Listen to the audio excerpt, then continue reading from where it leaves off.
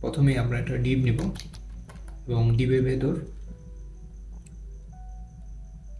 Water list item তৈরি করব। So OL এর ভেতর list item li 1 li 2 and li 3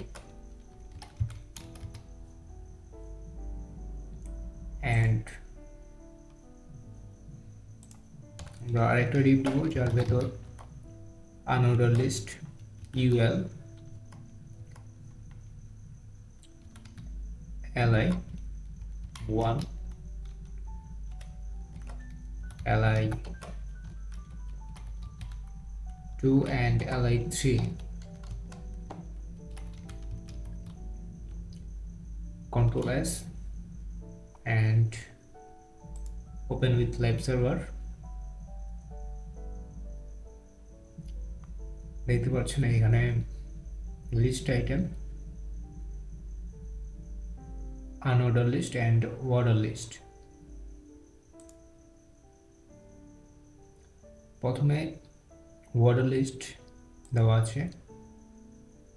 ordered list হচ্ছে সংখ্যা অনুসারে 1 থেকে যতগুলো আপনার লিস্ট নেবেন সেই আইটেম কমিক নাম্বার অনুসারে সিরিয়াল করে দেবে এবং লিস্ট এবং unordered লিস্ট গুলো আপনার বুলেট পয়েন্ট দ্বারা দেখানো হবে। এবং এখানে আরেকটি গুরুত্বপূর্ণ ট্যাগ হচ্ছে HR tag. Control S save করার মাধ্যমে দেখতে পাচ্ছেন HR ট্যাগের মাধ্যমে আপনার ডিভ অথবা আপনার ট্যাগগুলোর নিচে একটা আন্ডারলাইন আকারে একটা বর্ডার তৈরি করে দেবে। এবং আরেকটা ট্যাগ হচ্ছে এখানে li লিস্টের আইটেমের পরে br ট্যাগ ব্যবহার করার মাধ্যমে গ্যাপ